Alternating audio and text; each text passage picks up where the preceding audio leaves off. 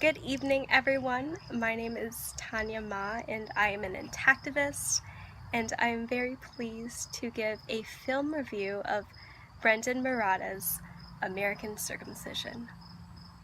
Now, I come from a creative background, and my very first impression of the film in the beginning was the cinematography, the music. It just grasped the audience attention. It is so dramatic and eerie, and leaves you feeling verklempt and wanting more, wanting to know what's going to happen to this baby. And it just cuts off right there, and it continues on, and we are introduced to big names in both the Intactivist community and the pro-circumcision community. We are introduced to Marilyn Meireles, the founder of NoCirc, grandmother of Intactivism. We also meet Georgianne Chapin. She's the founder of Intact America, and she's a lawyer. And we also are met with an opponent of Intactivism. His name is Andrew Friedman. He circumcised his son himself on a kitchen table, and he admits that he did it for religious reasons, not for medical reasons. He doesn't even support that everyone should do it for medical reasons. Now, I wrote down some dates that I found were very interesting. Let's see, in 1971, the AAP admitted that there are absolutely no valid reasons for circumcision. And then in 1988, they backtracked and they decided to add benefits, because this was a time period of resistance, the 70s, before that the 60s, the free love movement, and parents were starting to question circumcision back then. So the AAP had to continue to lie and make up claims which have been debunked, and every decade they came out with new excuses why circumcision must be done. However, did you guys know that for over 100 years, circumcision has been used to stifle sexuality, to reduce men's pleasure, and in the 19th century in England, masturbation was considered to be a sin and to have fatal consequences, and circumcision was used as that measure for hundreds of years and in the decades leading up until the medical community decided to say that it reduces STDs, HIV, penile cancer, all these things that were questioned by other medical organizations around the world. Let me introduce you to another proponent, Brian Morris. Oh, Brian Morris is such a huge proponent of circumcision, and to be honest, I just think he seems very creepy, and he wants to be mandatory for everyone. He really demonizes foreskin. He is a molecular biologist from Australia, I believe, and he's Baptist as well, claims that he doesn't have any a religious agenda. However, he has been just pumping out garbage articles and fueling the circumcision industry. We get to meet Leonard Glick, a cultural anthropologist, a historian who reveals to us that circumcision evolved from child sacrifice, that it's some sort of substitute. Before Judaism, Islam, circumcision as a human sex organ sacrifice existed. Also, he does mention some Christian support for keeping boys intact. He mentions that there are over 120 references in the Bible to circumcision and how it's not necessary that Jesus Christ was the last blood sacrifice. And Marilyn Milos attests to that too, and she shares that information. She shared that information over the decades with her patients. Now, the current medical claims for circumcision these days include HIV, and PEPFAR spent $40 million to give African men circumcisions. Now, the claims right now include a 60% relative change that protects men from contracting HIV. However, the studies are extremely flawed. African organizations have come out and spoke against it, and here are some interesting facts. The absolute change in the study is actually 1.8%, 1.58% of circumcised males, compared to 3.38% of intact males. And something else they did not tell us is that the circumcised men were paid. They were paid $12,000 each, and they were encouraged to use condoms. The intact men were not. The circumcised men had free health care. The studies are absolutely illogical because the randomized testing was simply unfair. Something else I found was really interesting. They introduced us to an intactivist. I can't pronounce his name, but I'm sure you guys will meet him if you're an intactivist. And you know what? I actually did meet him. I recognize his face at the 15th annual General Autonomy Symposium. But he's spectacular, adorable. He just really celebrates the functions of the foreskin, and he teaches men how that they can have several different orgasms just in their foreskin alone, within their frenulum, which he refers to as the male clit.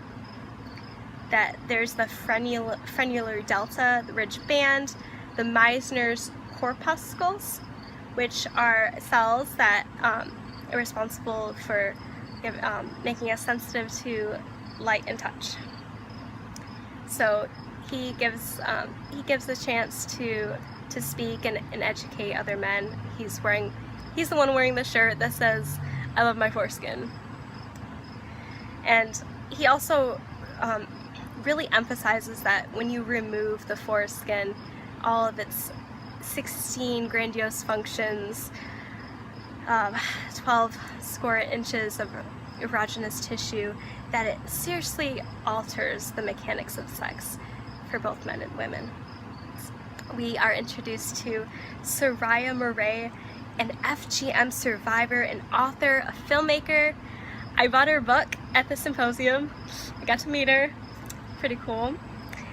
And she helped put in the law that in 1996 banned female genital mutilation because the AAP advocated clitoral nicking.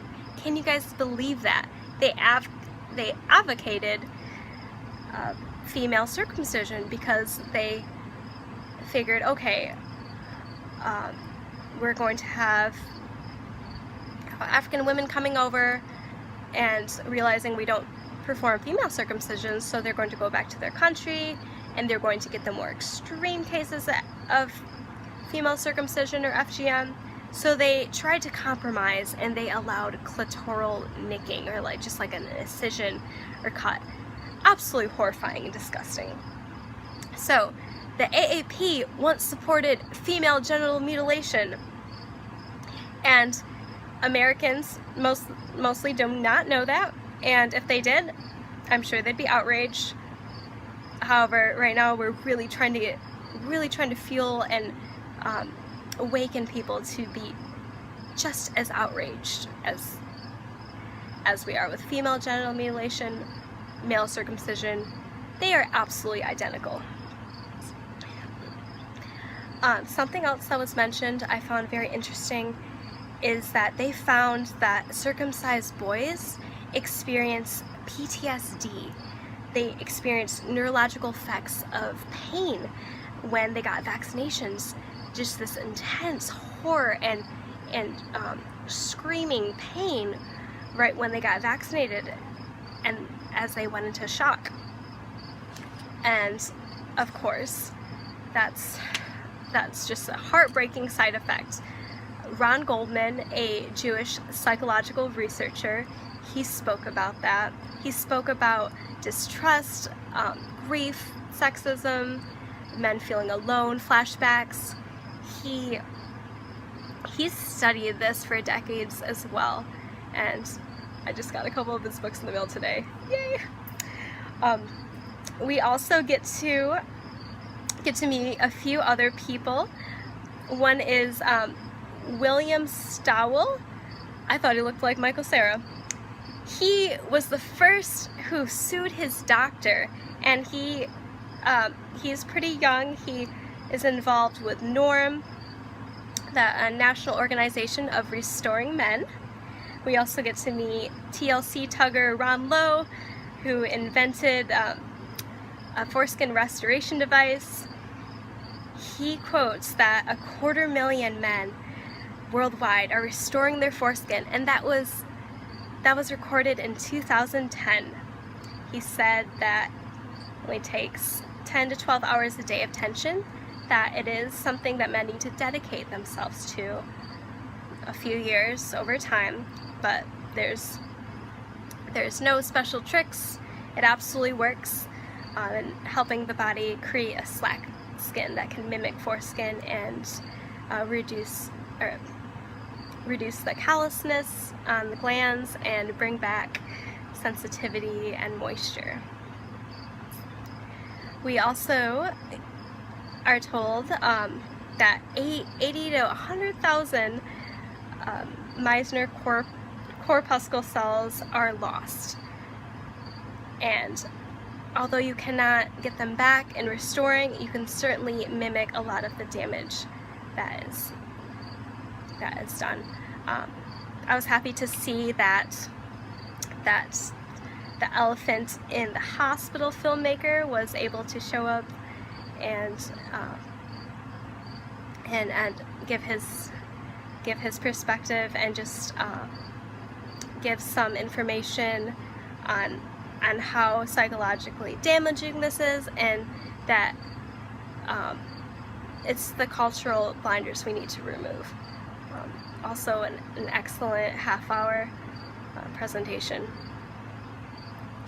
We met a lawyer named David Llewellyn, who says that botched circumcisions are extremely common, and that he deals with them all the time, and that if men are born after 1997, if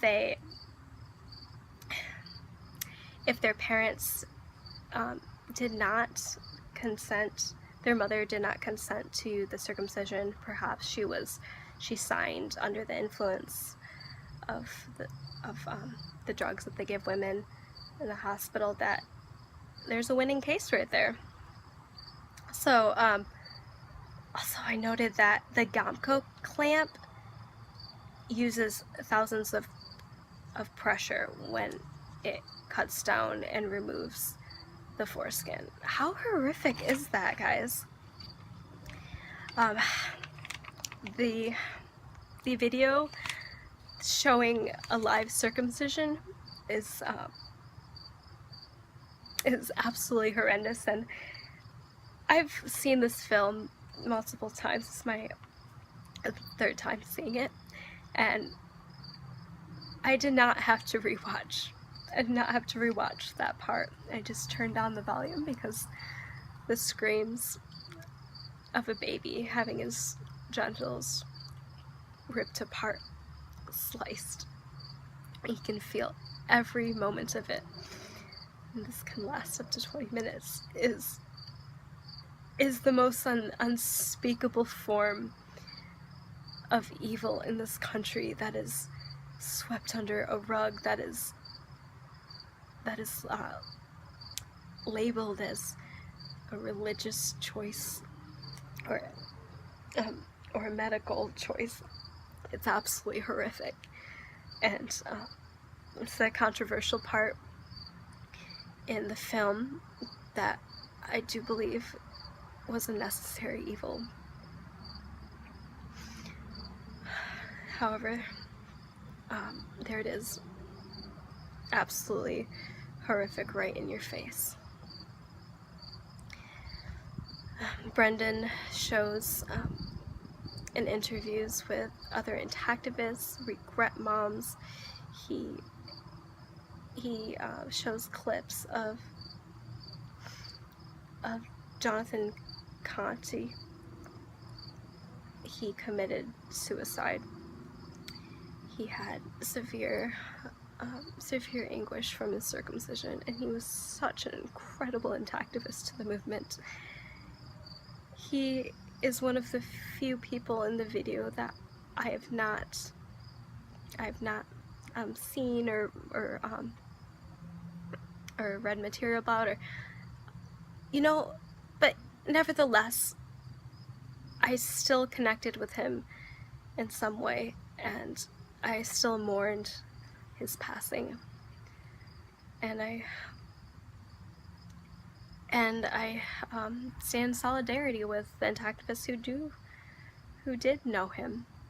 So that was very important that his name was brought up.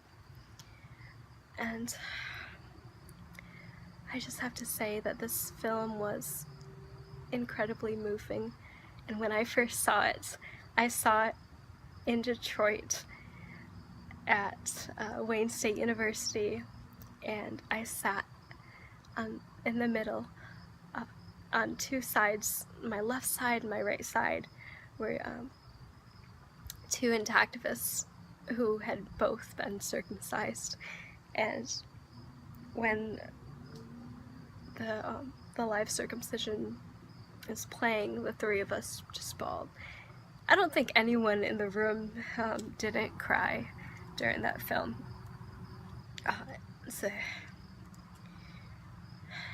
extremely tear-jerking, to say the least. I absolutely believe that this film, this documentary, will make a tremendous difference in American culture, and I hope that we can get it out there. This is a film that everyone needs to see, because it is the human rights issue of the 21st century, as Georgianne Shapin mentions. And let us carry on Marilyn Milo's dream of ending genital mutilation for boys too. Thank you so much for listening to this review. Go check it out. It's available at Target, I believe Amazon, a few other places. Just check it out on Facebook. Keep up. Stay curious. Thank you, everyone. Have a wonderful day.